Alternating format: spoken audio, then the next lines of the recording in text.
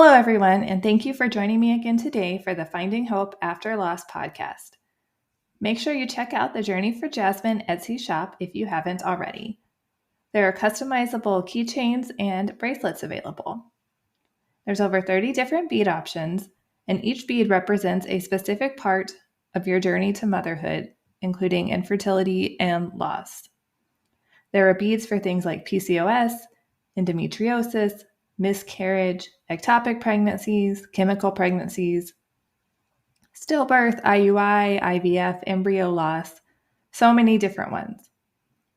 And new bead options are being added fairly often as well.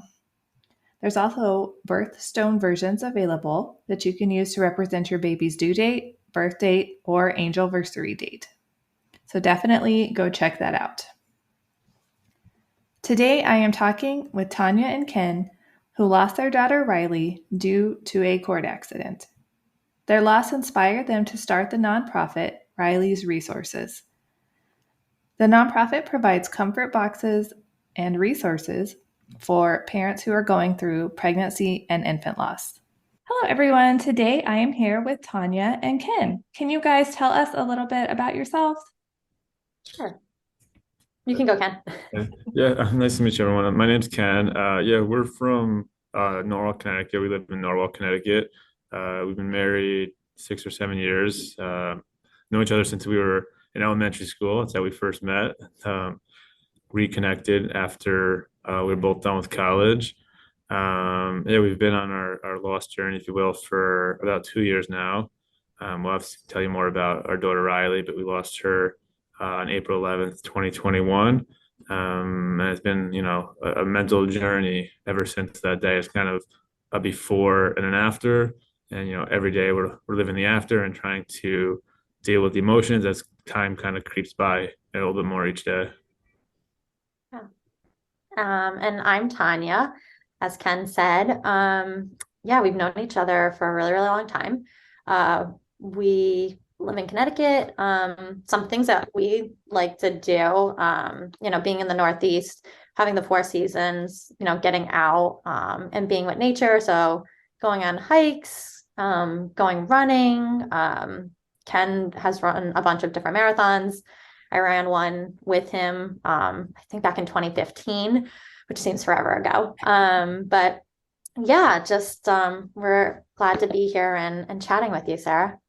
That's pretty impressive, the marathons. That's not something I could ever do. I think back and I'm like, I don't know how. You're like, you know what? One's enough for me. I don't need to do anymore. Yeah. Right now, I can't get a mile down the road with my knee not hurting. So I've gone backwards a little bit in that regards. I feel like I turned 36 this year, so it's not like old, but I feel like as I get older, like I just start hurting in random places. I'm like, okay, I just slept funny and now I can't move my back, Yes, totally feel that. So can you guys share a little bit about your lost journey? Sure. Do you want to open it up, Ken? And then I can go from there. Yeah, so as I said, our daughter Riley, we lost in 2021. It was a normal pregnancy for, all else. Unfortunately, it happened to be amidst COVID. So when we got to the hospital, myself and Tanya were separated.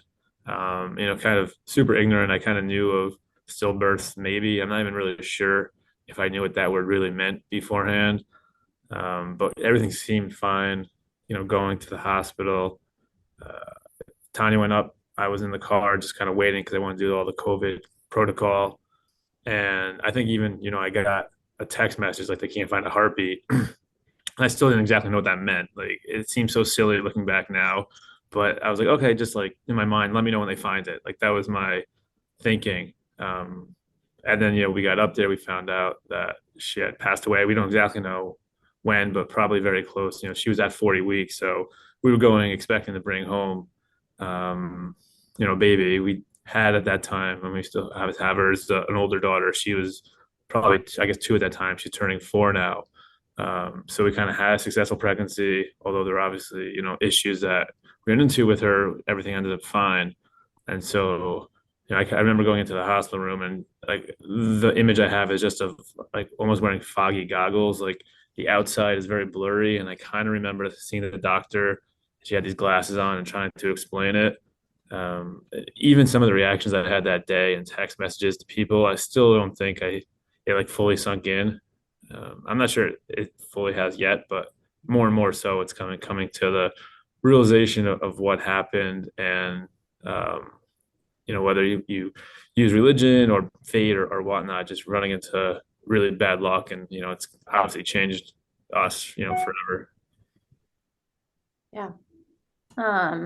Yeah, I think to kind of piggyback off Ken, um, so before having our living daughter Kinsley, I had a miscarriage and had lost really early on. And I think even back at that point, I was still very naive. Had heard about miscarriages and was super upset being in the doctor's office, knowing what the outcome was, and then going on to being pregnant with Kinsley right after. Had some complications with her, but still very, very naive. I think at that point, going to the doctors almost every week, I was still just guaranteed a baby. That's, what I thought. So looking back now and having Kinsley here, I know how lucky we truly are to have her. And then we got pregnant with Riley, like Ken said, I think when Kinsley was about 1, joyfully, happy the entire way. Some bumps again in the road just because they were monitoring us really closely because they didn't know if Kinsley was kind of the anomaly with everything, or was it just like a first pregnancy and there was just some rough patches. So, up until 23 weeks, at that point, they cleared us. They had said, yeah, we're fine. Like, you don't have to be coming in anymore. So we just kind of went through. And Kinsley came right at 40 weeks. So when Riley had hit 40 weeks, I didn't really think anything of it. I just thought maybe it would be like a couple more days. If not, then maybe like the week after we talk about inducing. And that Saturday, so we delivered her on Sunday. That Saturday, I remember talking to Ken's sister, who's a doctor, but not in OBGYN. And I'm just saying, like, I just don't know, like, when she's going to come. This is really weird. And I woke up that night in a lot of pain, but I just thought it was cramps. I didn't think anything of it. And I kind of monitored it for like a couple of hours. And then I had said to Ken, I was like, maybe it is. Maybe, Kinsley had broke my water, and this was just really different. So I was like, I'll call the doctors, we'll go in. And just driving down to the hospital thinking at that moment, yeah, I'm having contractions. We're going to have a baby. Kinsley's going to be a big sister to Riley, within probably 24 hours. And yeah, to Ken's point, I think going up to that hospital, I remember it vividly, but there's also images that are just very blurred from that day. Being separated, going up there by myself, not thinking anything of it, putting on the robe, getting like hooked up to the monitor. Everything was exactly what we had done with Kinsley. So I just didn't think anything else was going to be different. And when the nurse tried to play it off, that they couldn't find her heartbeat, my heart sank. There was no way at 40 plus weeks that we weren't going to be able to find this baby's heartbeat. I just knew. And she tried to play it off like, oh no, we're going to get the ultrasound machine. We're going to bring it in. And sitting in that room by myself was horrific. Waiting for the doctor to come in, texting Ken. Yeah, it always chokes me up because it was just such an awful, awful thing to hear that, sorry, your daughter doesn't have a heartbeat. And just seeing her image on the screen, lifeless, was just so heartbreaking.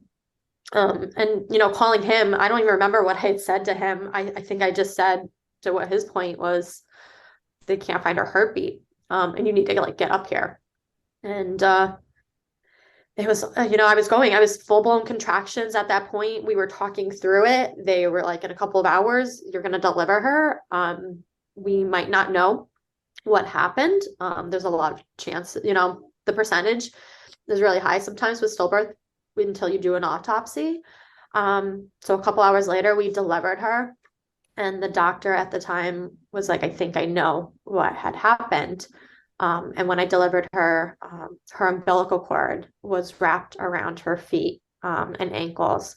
And I think when my contractions started that night, the position that she was in, it basically just cut off her oxygen supply.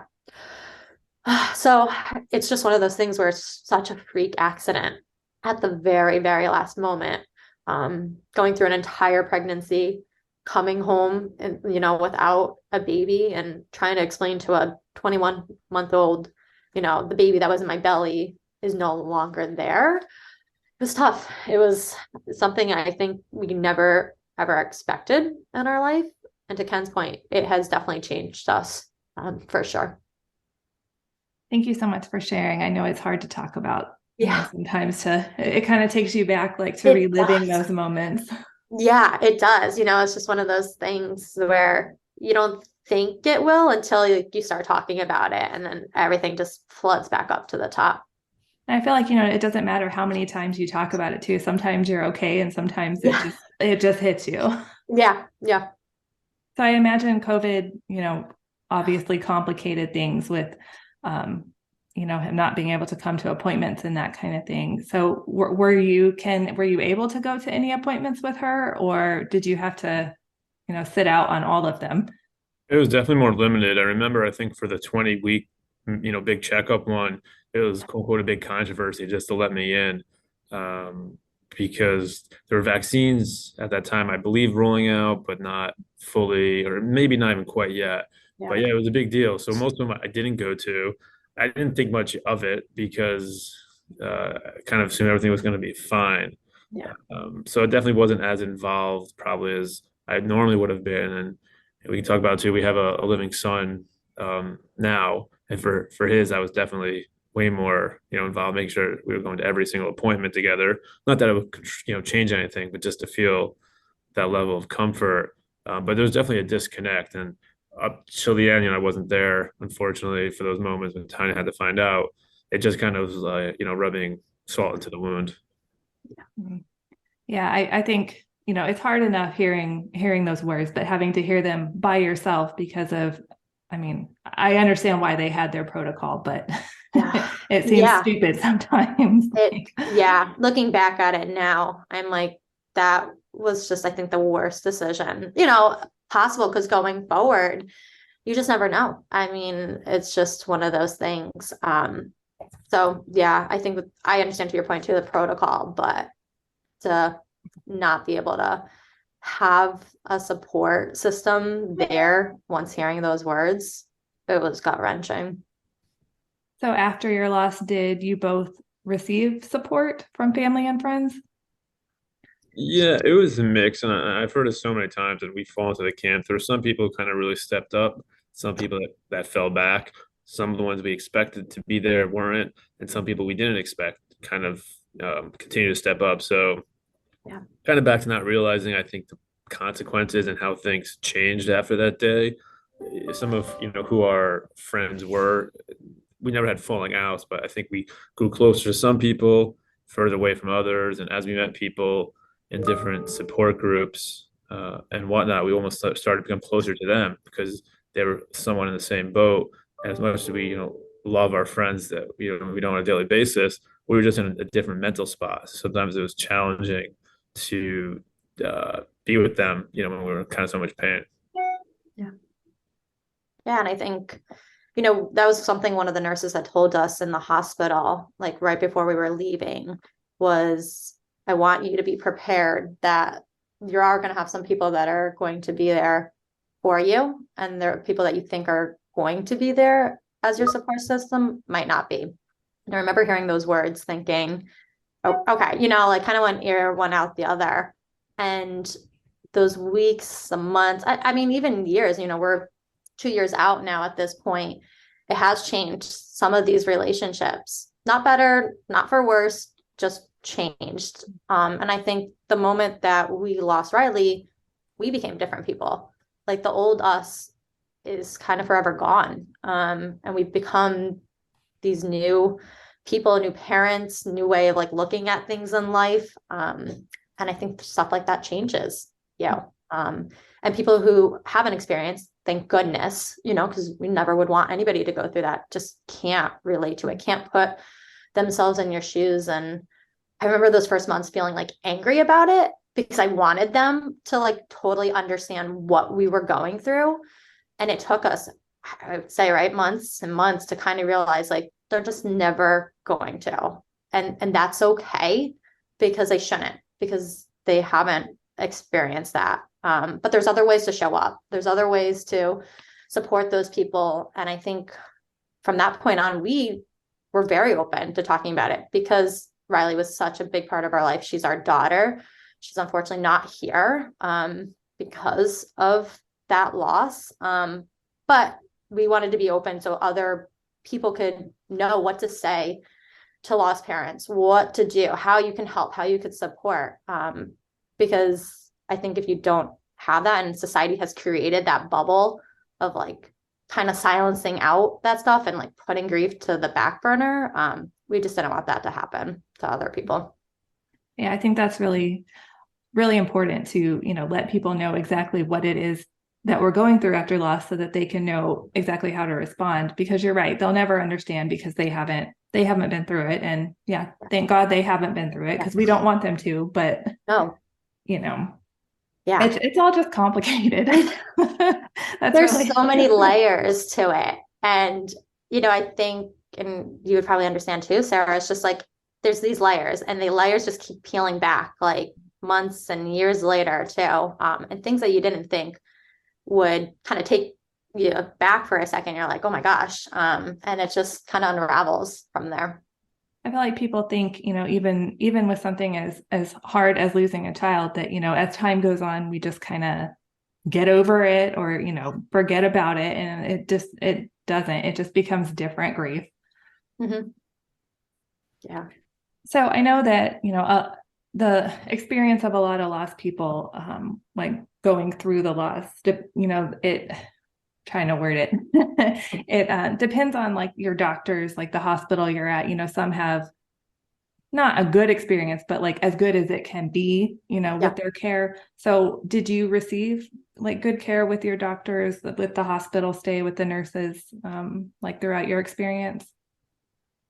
Yeah, I mean, maybe it's a little better for Tanya to answer because she was the quote unquote patient. But yeah, I don't think we ever blame the hospital. I'm always conscious as to say if it was religious or bad luck, as I mentioned before. I kind of just considered it. I always say like, if an air conditioner falls out of the window on a skyscraper and hits you, it was kind of, I just think, one of those freak accidents at the end. And we never blamed the hospital. We were with Greenwich Hospital in Connecticut, and I thought they were great. They did the best they could do under the circumstances. I mean, Tanya can talk a little about our charity that we started, and she's been helping provide resources to the hospital so they're a little better prepared in that regards. But doctors were great, and we were with them. When we were there a year and a half later with our son Chase, they were right there and helpful, and it was kind of like it was a victory for them as much as us, I think. Yeah. No, I definitely, to your point, Sarah, have met other lost parents who have had really bad experiences with their hospital and their doctors and the staff. To Ken's point, I never blamed the doctors. There was like nothing at that point that they could have done. I think looking back on myself, there's always the what ifs, and I should have, and maybe if I had induced her a little bit early, she would have been here. But I can't go to that part of it because just unfortunately that's not how it is.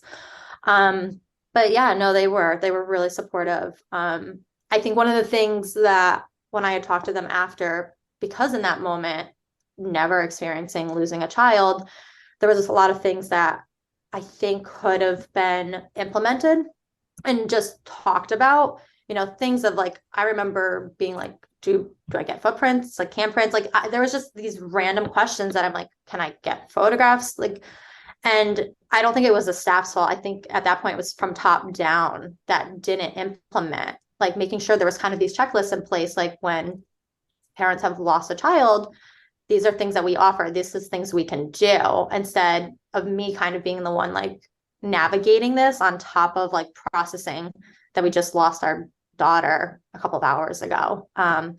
So after talking to like the staff and bereavement coordinators, I told Ken I never wanted another family, definitely in Connecticut, and then kind of branching out to ever feel that there weren't resources in place or some guidance to move forward. I remember coming home and Ken too, just like Googling and trying to find like all these resources and bereavement and like, what do we do? Like cremation and funeral, like all of this stuff into one thing. And we spent hours trying to do it on top of coming home to our living daughter, also grieving Riley and just trying to figure out these next steps. So, I decided that we were going to create this nonprofit in honor of Riley to help hospitals in the area and give like really good resources and different memories, like and keepsakes that people could use if they wanted to and chose to at the hospital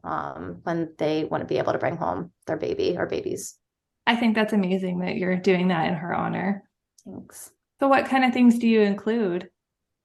I think things that we had to like talk to a bunch of people like in our loss support group here in Connecticut and really wanted it to be about what people thought were helpful and things that they used or if hospitals provided. So a couple of books we do, a lot by like Zoe Clark Cotis, which a lot of us know in the lost community, molds for handprints and footprints, sibling resources too, because I felt like that was something that I didn't have a lot when I came home to Kinsley, to try to explain what the best way that her sister wasn't coming home. And then I'm trying to think blankets, flower seeds, anything else, Ken, that I'm like thinking of? I think that's the majority. Less stuffed animals, unless you mentioned that. And then I don't know if you mentioned too that the website that accompanies it in terms of the resources that we're trying to offer families and friends who had a loss, and kind of it's like what Tanya's saying about the comfort boxes, a place that all these resources out there can be centralized and just make it easy for people to find it. So it's risesresources.org, and it's continuously being built, but it's just been amazing to see how many resources there actually are out there. I mean, the number of books, even some podcasts I didn't know about, financial aid type organizations. I think one place kind of give all these a platform, because I think so many people have this loss and want to do something and they start something that's amazing. And it's kind of just challenging to find because there's not a Google per se for this. So the idea for the site is to try to organize and catalog as much as possible. So it's just a one-stop shop, if you will. Someone who has a loss comes here, and it's kind of a branch out to all these various amazing resources that we hope people can find, that people are spending so much time and effort making and building. We're kind of hoping to be that bridge a little bit. I love that. I mean, because I was just like you guys, trying to Google like, okay, is there any type of support near me? Is there any type of resources near me? And, the hospital gave me like, I don't know, like a sheet with like something on it. I don't even remember what was on it, but I still found myself like Googling a lot, like, okay. You're like trying to like sift through everything. And to Ken's point, only 2 years out from this, we have met so many wonderful parents and people who've done these amazing organizations. And I wish we would have known about half of them when we were going through it, especially those first months. I remember feeling so lost, and just trying to put like one foot in front of the other. But really, I don't think doing justice for ourselves, because to your point, we're just Googling, trying to like sift through thousands and thousands of different things. And to our point, like in our area too, there wasn't a lot of stuff at that time. So that's the idea between the website and the nonprofit, to really try to organize it. Unfortunately, it'll always be a work in progress, because there probably will always be new things, which is good for lost parents to come across. I wish there would have been something like that when we first had lost Riley, to try to sort through. Kind of good and bad, right? Like it's good that people are creating new things, but bad that people keep having losses to have to create new things. Yeah. So I know that fathers don't usually get as much time off after birth and especially loss. Ken, did you get to take any time off after the loss? I had the opportunity. Taking time off isn't my strong suit in life. I probably should have taken more off. I feel like, just kind of keep going. I probably prolong the quote unquote recovery period. It helped in the short term because I was a little bit more distracted. And so some of maybe the absence was filled in. But I mean, my company was great. They were supportive. I kind of opted to work a little bit more, just to kind of get my mind off. I think for some people, they need to fully remove, and some people need to jump back in.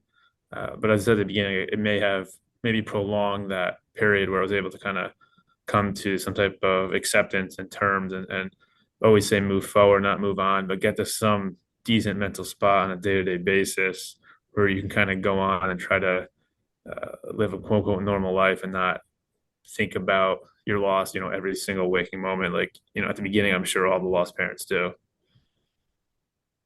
And what about you, Tanya? Did you take time off or? Yeah, so it was kind of like a tricky situation. So I have my own business. I do floral preservation. So I do a lot of like wedding bouquets. I do like memorial flowers and preserve them. So I knew that I was going to take like some time off after having Riley. So it was weird because I was in postpartum, but I didn't have Riley. And I was experiencing everything after having a child, like your milk coming in and just like my uterus shrinking and like cramping. And again, all of this stuff that it was a constant reminder that I'm going through all this, but I don't have my daughter here with me. So it was really, really tough. And I think I was off for probably about a month and a half.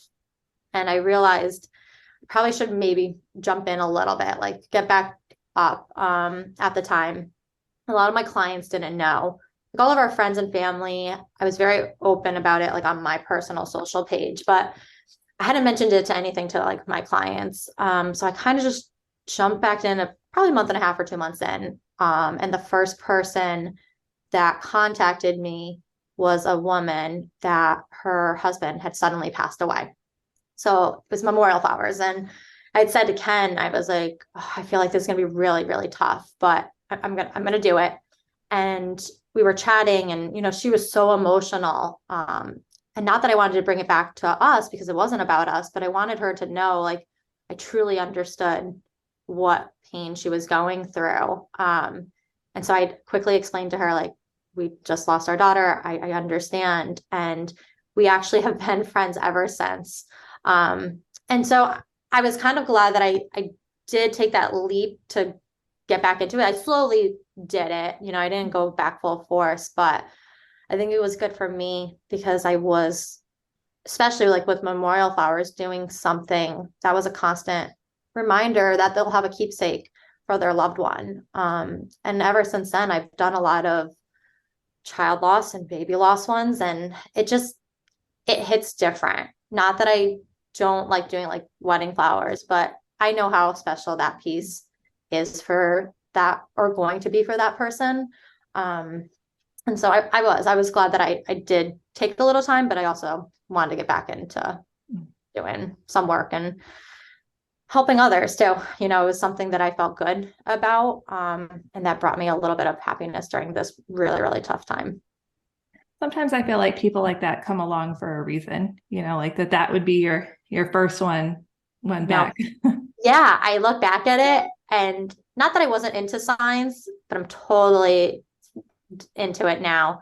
And I do really think that was like Riley's first sign. It's like, it's going to be okay.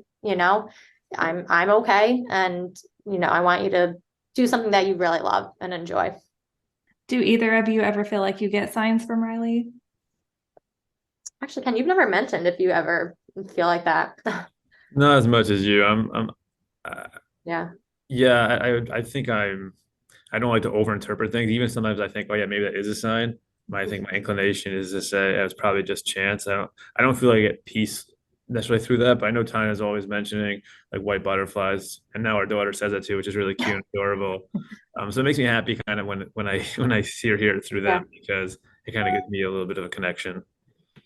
Yeah. White butterflies were definitely like those first few days after, there would always be like one white butterfly, like off of our kitchen. There's a window that we don't have like any curtains or shades. Like we're like kind of set down in our property. And by this bush, this white butterfly just always was hanging out. And so ever since then, I always see the white butterflies, especially like this time of year in that same spot. So I always think it's a sign from her. And to Ken's point too, like I had always said it to Kinsley, and I never knew if any of it would register or kind of stick. And she's almost 4. She'll be 4 in a couple of weeks. And every time she sees a white butterfly, she's like, "Mommy, mommy, look, it's Riley." Oh, I love So that. it makes me happy because I wanted her to always know that she was a bigger, like older sister, that she has a sister. She's not here.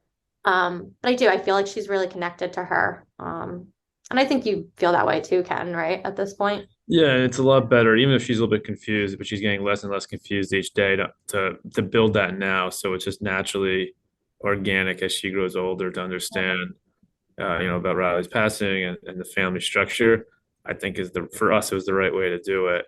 And as Chase gets a little bit older, I think we'll tell him, the same. 'Cause I think it's important. Yeah. And my daughter, I have one who actually just turned 4 as well. And I've been trying to explain to her, that she has a sister, and she still doesn't quite get it, but she's getting there. So Yeah.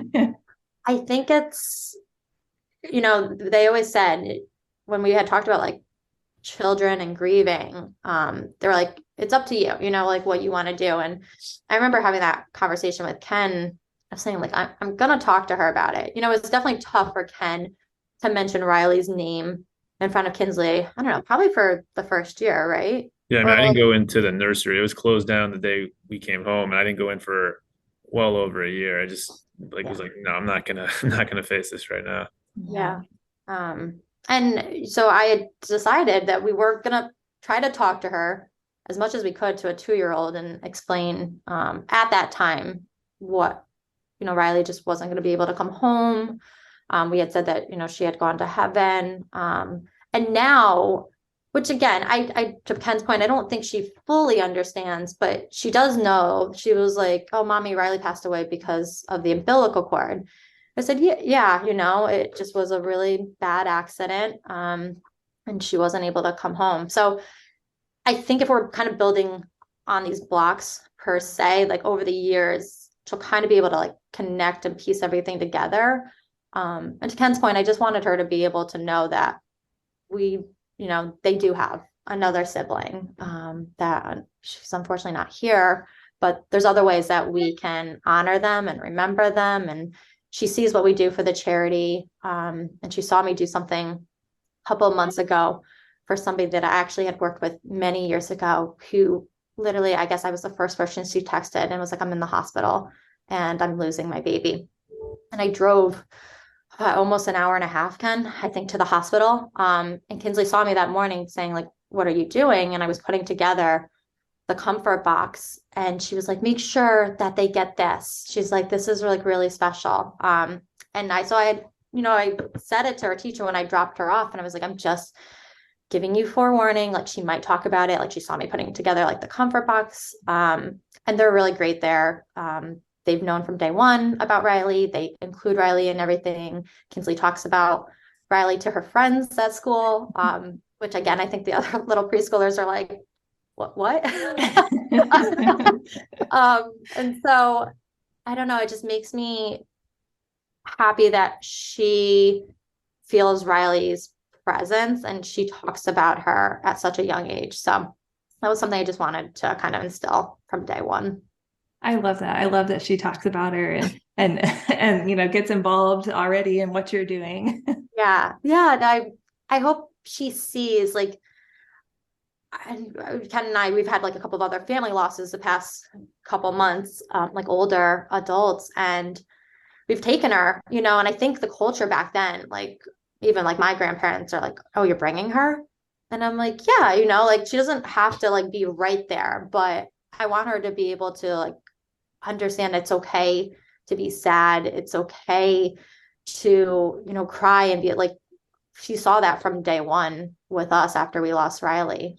We were very open about it. And we'd always say, we're just sad today. Like we miss Riley and it's okay if you do too. And I think it'll help hopefully down the line. I know there's no right or wrong. I could be, not doing it right per se, but that's, I think at the moment what we think. I think you're right though. It's just however you feel is right. Yeah. There's no wrong way to do it. Yeah. So a question, for both of you. I know that men and women tend to grieve differently. Did you find yourselves grieving more together, grieving more separately? Did you grieve differently or the same? Yeah, I mean, I've never been able to tell if it's just people doing it differently or if it's gender doing it differently. Maybe a little bit of both. I think um, myself and Tanya just kind of handled it differently, and I had, I think, more of a prolonged approach to it.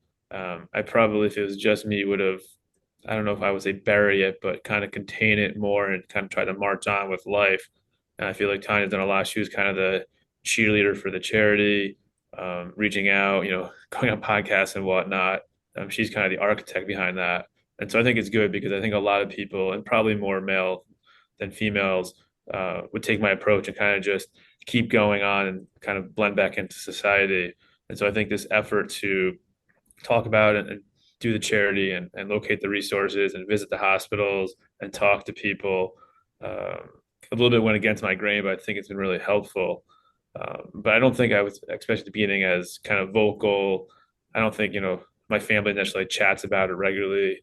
But again, I don't know if that's just, who I am and my family versus the male female. Yeah.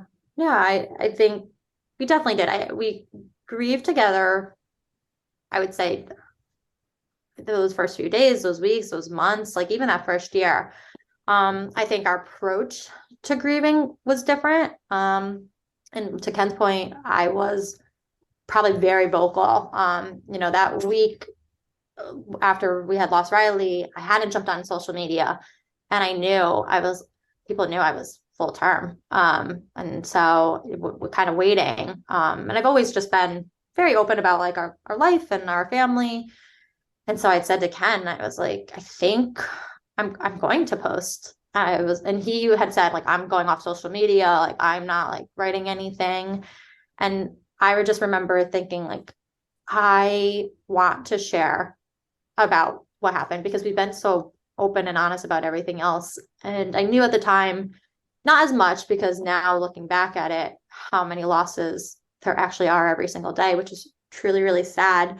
But I never wanted anybody to ever feel like I felt alone in that moment. Like I felt like I had nowhere to kind of turn and talk to anybody. Like we were trying to just figure this out. And so I think that opened up a lot of doors per se, and other lost moms reaching out and connecting. And I just felt a sense of kind of relief that somebody else knew exactly what I was feeling.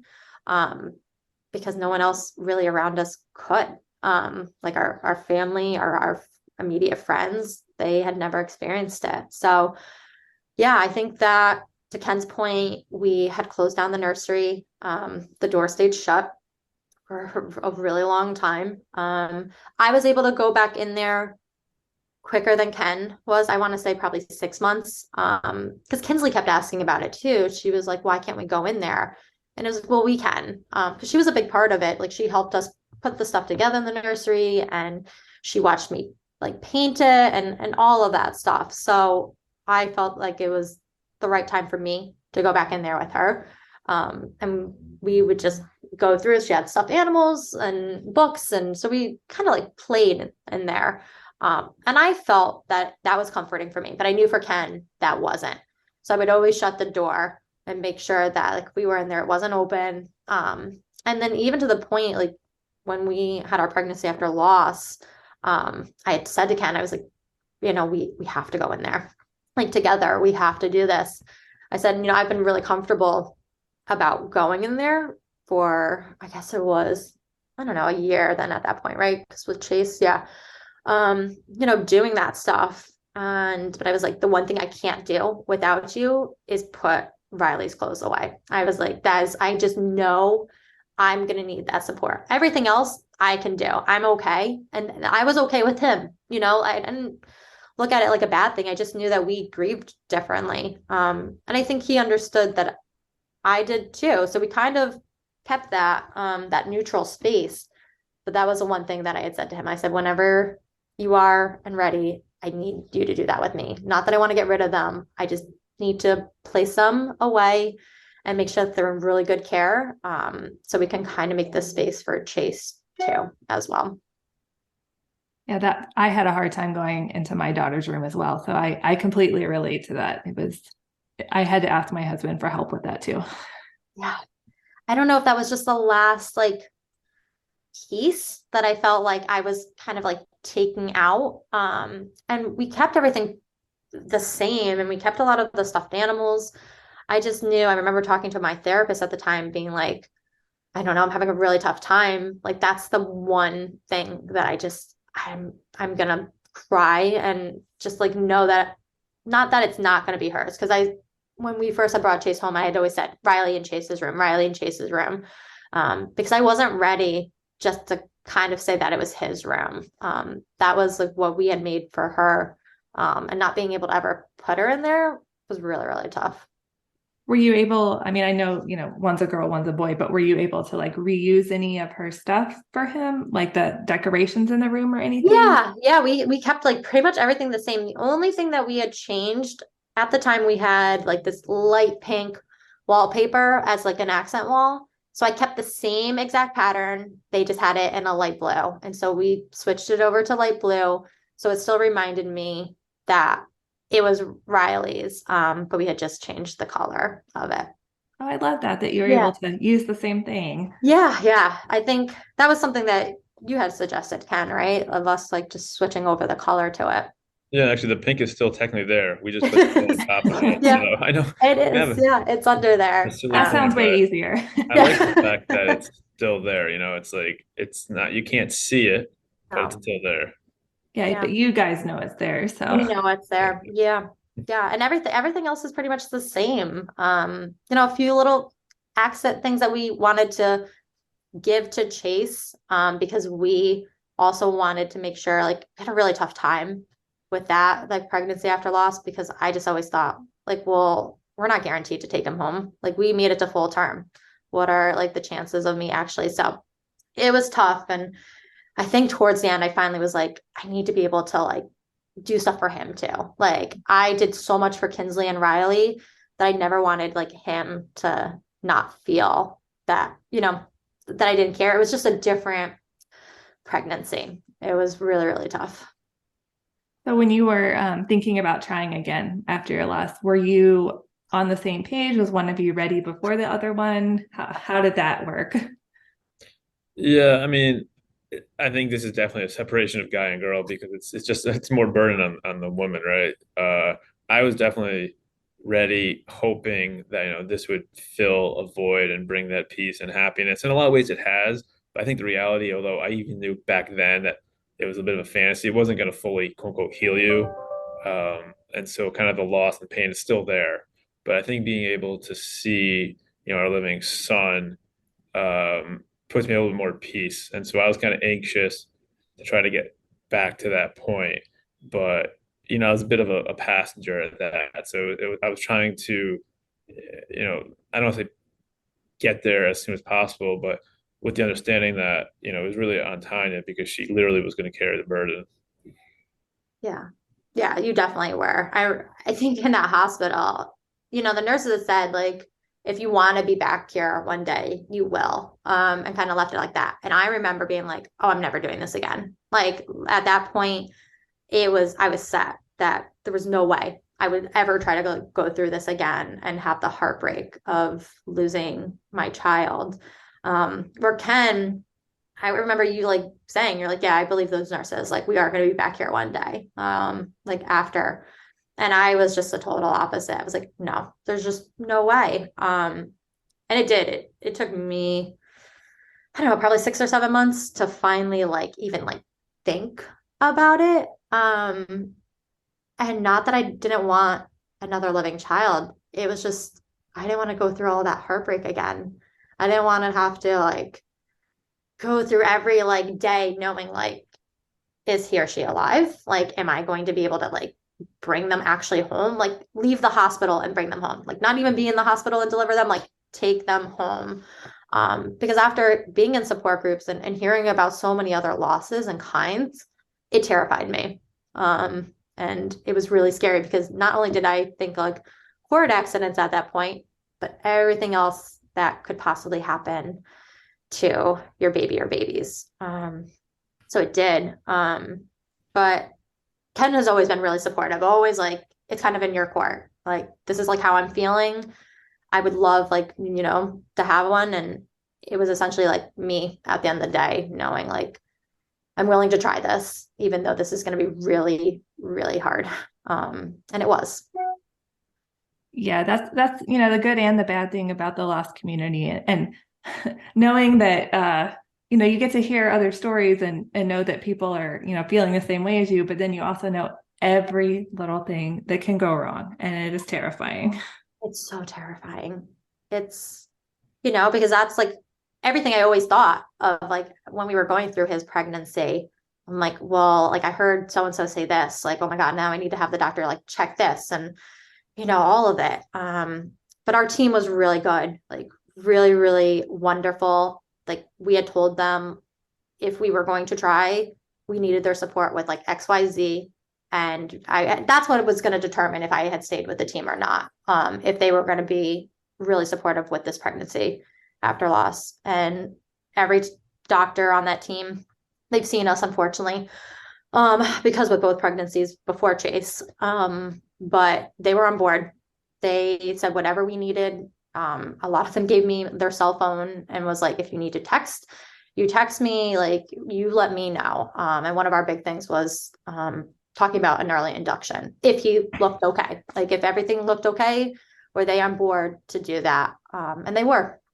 And I don't know if it was another sign from Riley letting us know that things were going to be okay, but we had the same exact nurses that delivered her that were in the same room with us. Wow. So yeah, it wasn't supposed to work out that way. It just did. And so to Ken's, he mentioned it before, I think for them it was a nice little happy story too, to be able to deliver Riley's brother and get him safely home with us too. Did you find it comforting to have the same nurses, or did it like trigger anything for you? I don't know if it triggered you, Ken. Did it or no? No, I think being back in that scene was maybe a little triggering, or just it definitely brought back a lot of memories. And there were things when we had Kinsley, which didn't happen with Riley, obviously, because she wasn't there. That when we had with Chase, I had completely forgotten. I mean, I had forgotten, after delivery, you go to the maternity ward because we never made it to the maternity ward.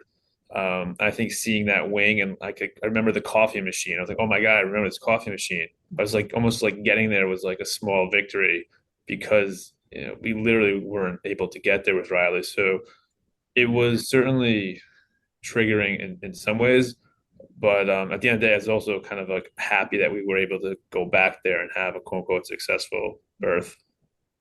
Yeah, I agree with you. I think the hospital was really tough. Not that I like wanted to do it before, but I was being monitored with Chase very, very closely. And there was one night which was really triggering for me every night that I went to sleep, because that's how we lost Riley, essentially. It was like the last time I felt her kick was during that day, and I never felt her the rest of that night.